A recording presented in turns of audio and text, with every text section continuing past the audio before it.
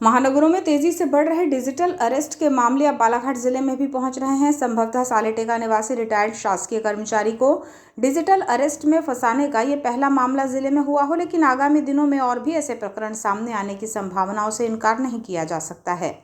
लगभग 20 मिनट तक digital arrest रखा गया और अपने आप को मुंबई पुलिस का बताते हुए आर्थिक रूप से चपत लगाने की कोशिश की गई। इसे फर्जी कॉल भांपकर हट्टा थाने पहुंचकर जानकारी दी गई, जहां से साइबर थाना बालाघाट में पहुंचकर पीड़ित ने अपनी आप बीती बताई। सालेटेका निवासी खिलाड़ी बिसेन ने बताया कि वे रिटायर्ड शासकीय कर्मचारी हैं और उन्हें 1 नवंबर को मोबाइल पर कॉल आया, जिसे उन्होंने उठाया तो दूसरी ओर से मुंबई पुलिस होने की बात कही गई, जिन्होंने कहा कि आपका एक नंबर सितंबर 2025 से रजिस्टर्ड है और इस नंबर से गैर कानूनी काम हो रहे हैं, जिसके लिए मुंबई आकर स्टेटमेंट दर्ज कराने की बात कही गई। इसके बाद उन्होंने काफ़ी कुछ पूछा और कॉल ट्रांसफ़र करके किसी R.K. चौधरी से बात कराई। श्री बिसेन ने बताया कि वे भांप चुके थे कि ये फर्जी कॉल है और स्कैमर उनसे आर्थिक ठगी करना चाहते हैं, लेकिन और जानकारी जुटाने के लिए उन्होंने कॉल को जारी रखा और स्कैमर की बात सुनते रहे। वीडियो कॉल पर हुई बातचीत को लेकर उन्होंने बताया कि एक व्यक्ति पुलिस की वर्दी में दिखाई दे रहा था, जबकि 2-3 लोग सादे कपड़ों में थे और पीछे मुंबई पुलिस का लोगो भी नजर आ रहा था।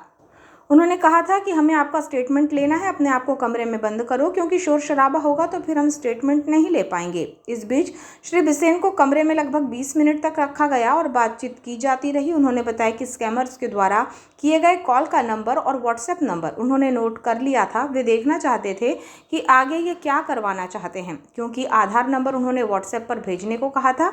उन्होंने बताया कि किसी भी आम जन के साथ ऐसा ना हो, इसलिए लोग जागरूक रहें। फ्रॉड लोग इसी तरह से डिजिटल अरेस्ट करके प्रताड़ित करते हैं, जिससे सावधान रहा जाए, नहीं तो आर्थिक हानि भी उठानी पड़ सकती है। श्री बिसेन बताते हैं कि किसी को भी डराने धमकाने या फिर आर्थिक नुकसान पहुंचाने की ये प्राथमिक अवस्था थी। अगर और भी जानकारियां हासिल कर लेते तो फिर मुझे भी बड़ा नुकसान पहुंचा सकते थे। जागरूकता दिखाते हुए वे पहले हट्टा थाने में पहुंचे, जहां से उन्हें बालाघाट कोतवाली थाना साइबर नोडल में जाने की सलाह दी गई। यहां पहुंचकर उन्होंने यही कुछ आप बीती बताई है और स्कैमर्स द्वारा डिजिटल अरेस्ट किए गए नंबरों, व्हाट्सएप चैटिंग, कॉलिंग की विस्तृत जानकारी दी है।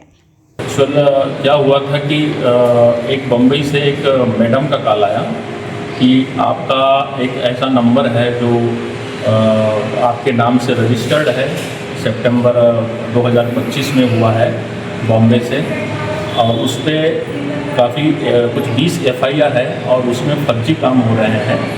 कुछ इन्वेस्टमेंट के है रिगार्डिंग इलीगल एडवर्टाइजमेंट्स हैं।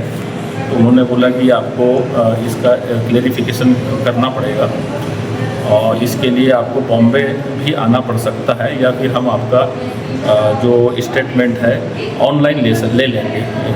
तो उन्होंने फिर कॉल ट्रांसफ़र अपने data protection board of India को के R.K. चौधरी से बात करवाया।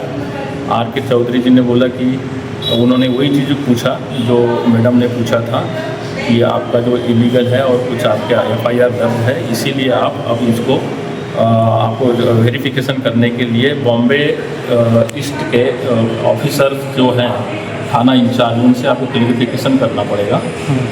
तो मैं समझ गया था कि ये कुछ फ्रॉड हो रहा है, लेकिन मैंने उस समय स्टॉप नहीं किया उनके कम्युनिकेशंस को। मैं बढ़ते गया क्योंकि मुझे मालूम था कि कहाँ तक जाता है, हम देखते हैं। आई नो, मैं उस जान चुका था कि ये फ्रॉड कहीं ना कहीं कर रहे हैं।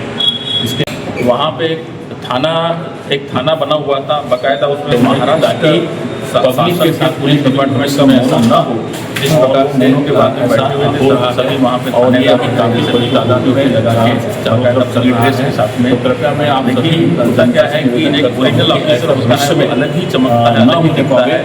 मैं जान चुका था कि सावधान रहें ऐसे, क्योंकि मैं आगे बढ़ता गया हूँ ताकि यहाँ पर ये मुझे लग रहा है कि आप अकेले में रहिए, जहाँ शांत जगह है, ताकि हम इसके साथ पूरा सब लोग में दिल्ली की जनताओं से निवेदन करता हूँ कि शांतिपूर्ण लोकेशन में आपका ये जो है ऐसे वही भी आप लेने के बाद आ सकते हैं भविष्य में। पुलिस से आपका क्लियरेंसली जो भी आपका बैंक बैलेंस है या और लगभग कितनी देर आपको इन्होंने कमरे में खाना पड़ सकता है। सर जैसे कमरे में वीडियो कॉन्फ्रेंस का जब करवाया, वीडियो कॉलिंग हुई, सर कि आपने किस प्रकार वहाँ सेटअप करवाया और आपको यहाँ क्या करके शांति से आप बात करिए ताकि हम वीडियो का डिस्टर्बेंस ना हो, कोई आने ना पावे। तो वीडियो कॉलिंग जब चल रही है, स्टेटमेंट देना क्या कर रहे हैं।